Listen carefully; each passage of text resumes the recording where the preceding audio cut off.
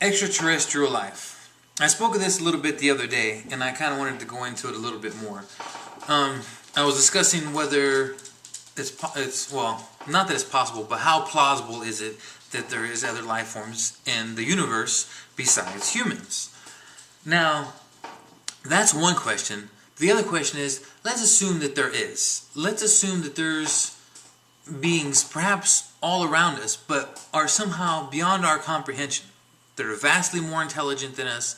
Then the other question arises, well, how come they're not contacting us? How come they're not trying to communicate with us, show us their technology, stuff like that? If there is beings, again, it could be right next to us, perhaps in some fourth dimension, perhaps some intelligent life form that is beyond even our microscopic perception, even with our best tools and whatever else. Perhaps there is, all around us, or in the universe somewhere near us, in our solar system, something like that. Perhaps there is intelligent life. So why isn't it trying to contact us, mingle with us? Well, think about you as a human in comparison to an ant. Ask yourself the same question in that comparison. How come you don't try to show an ant how to make a car, or to make tools, or anything else that humans have? Try to teach it language, or anything of the sort. It's because it doesn't understand.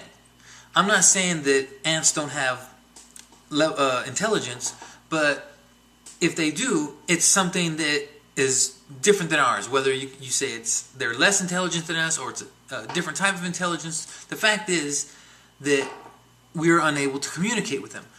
Even though our technology is vastly, vastly more superior to theirs, in a sense anyways, we're unable to explain it to them. Even though we consider ourselves as humans vastly more intelligent than them, we're still not intelligent enough to be able to explain our intelligence to a being that's extremely less intelligent than us. There's still that block. And so use that as the same reason why, okay, now imagine this other being, like I said, it could be right next to us, could be somewhere in our solar system, wherever it is, vastly more intelligent than us, but perhaps one, maybe even though it is way more intelligent than us, maybe it's still, just as we can't communicate to ants, it still can't communicate to us. Maybe it's like it wants to, just like say you wanted to explain to the ant, oh my God, how come you don't use these tools instead of slave labor that you try to explain to the ants so they don't have to die off all the time, so they don't have to work in extreme heat. Oh, you could use this, use our tools and our intelligence, but we don't. Our intelligence isn't superior enough to where we can explain to them. And these vastly superior beings to us, even though they don't know how to explain to us their intelligence, their technology. And not just that, the second thing is maybe they don't consider us worthy enough. The second part of, say, with the ants, the relation I'm making with the ants is most people could care less. Most people, they don't want to, even if you could explain something to an ant, even if, say, you have the intelligence to show an ant how to speak language, you're able to speak their language, for example. You're able to kind of teach them how to use tools. Would you really care?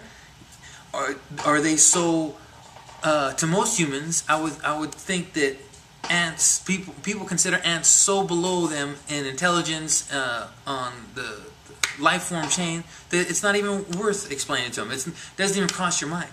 And so use that relation to being superior to us. Maybe they're so superior to us that we're like ants then, that it's not even worth their time. When you walk down the street, most people, you don't even think twice about ants that are right next to you, or that you may step on them, let alone think about communicating with them, other than maybe a child who's trying to talk to an ant or something like that. And so maybe that's the same thing with these super intelligent beings in relation to us. We're just not worth it.